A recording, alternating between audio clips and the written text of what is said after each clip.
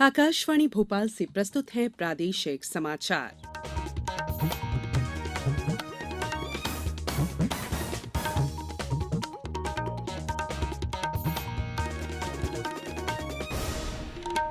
नमस्कार, समाचारों के साथ मैं संयुक्ता बैनर्जी।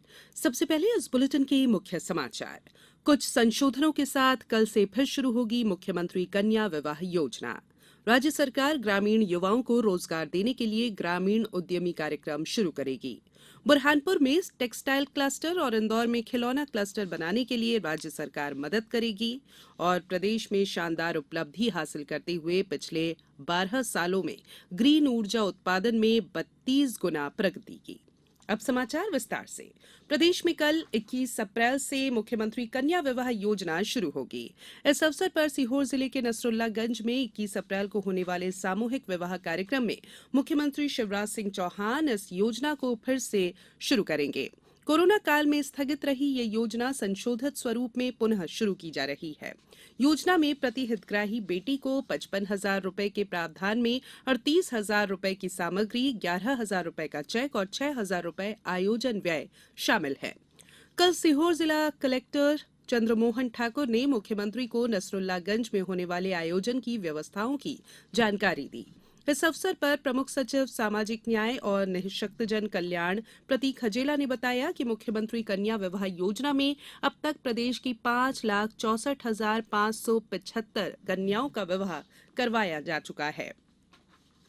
आगामी 2 मई को राजधानी भोपाल में लाडली लक्ष्मी उत्सव का गरिमामय आयोजन किया जाएगा। मुख्यमंत्री शिवराज सिंह चौहान ने कहा है कि इसमें लाडली लक्ष्मी योजना के हितग्राही बालिकाओं को आमंत्रित किया जाएगा। कार्यक्रम में बालिकाओं को ड्राइविंग लाइसेंस देने और मां तुझे प्रणाम योजना में चयनित बालिकाओं को देश की सीमाओं की भ्रमण यात्रा के लिए रवाना किया जाएगा। लाडली लक्ष्मी उत्सव में हितग्राही बालिकाओं के लिए अभिभावक भी उनके हिस्सा लेंगे। भोपाल में 2 मई को और जिलों में 3 से 11 मई की अवधि में विभिन्न कार्यक्रम भी होंगे। Centre for research and industrial staff performance crisp संस्था प्रदेश के ग्रामीण युवाओं को स्वरोजगार प्रदान करने के लिए ग्रामीण उद्यमी कार्यक्रम शुरू करेगी। इसमें 22,800 पंचायतों में 4-4 युवाओं को प्रशिक्षण दिया जाएगा। ये प्रशिक्षण mason, electrician, welder, auto service, solar pump technician की क्षमता विकास करने पर केंद्रित होगा। प्रदेश के 91,200 ग्रामीण उद्यमी तैयार किए जाएंगे। ये जानकारी मुख्यमंत्री शिवराज सिंह चौहान को भोपाल में उनके निवास कार्यालय में centre for research and industrial staff performance crisp की साधारण सभा की बैठक में दी गई। इस अवसर पर मुख्यमंत्री ने बताया कि आर्टिफिशियल इंटेलिजेंस और मशीन लर्निंग जैसे भविष्य की टेक्नोलॉजी के क्षेत्र में युवाओं के प्रशिक्षण के लिए माइक्रोसॉफ्ट के साथ टाई अप किया जा रहा है। साथ ही इलेक्ट्रिकल व्हीकल के क्षेत्र में प्रशिक्षण के लिए वॉल्वो कंपनी के साथ मिलकर सेंटर ऑफ एक्सीलेंस स्थापित किया जाएगा।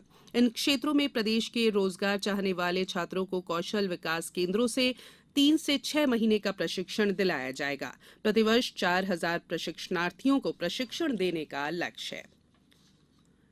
गुजरात के जामनगर में परंपरागत चिकित्सा के लिए विश्व स्वास्थ्य संगठन WHO का एक वैश्विक केंद्र बनाया जाएगा। कल प्रधानमंत्री नरेंद्र मोदी ने इस वैश्विक केंद्र की आधारशिला रखी। इस अवसर पर मॉरिशस के प्रधानमंत्री प्रविंद कुमार जगन्नाथ और विश्व स्वास्थ्य संगठन के अध्यक्ष डॉक्टर टेड्रोस घेब्रेयेसस की उपस्थित थे। इस दौरान प्रधानमंत्री नरेंद्र मोदी ने विश्व स्वास्थ्य संगठन के महानिदेशक डॉक्टर टेड्रोस घेब्रेयेसस से बातचीत की। प्रधानमंत्री ने ट्वीट में कहा कि डॉक्टर टेड्रोस से मिलकर स्वास्थ्य क्षेत्र को सुदृढ़ बनाने के बारे में विचारों का आदान प्रदान हुआ।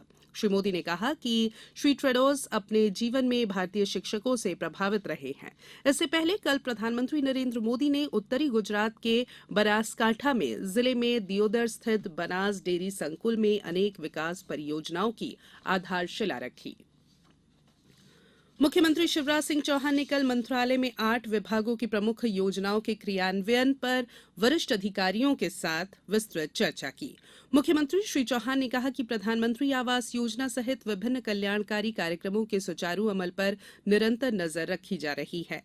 योजनाओं के अमल में ढिलाई बर्दाश्त नहीं की जाएगी। आर्थिक अनियमितता करने वाले अधिकारी दंडित किए जाएंगे। मुख्य सचिव इकबाल सिंह बैंस और अन्य संबंधित विभागों के अपर मुख्य सचिव, प्रमुख सचिव आदि भी इस दौरान उपस्थित थे।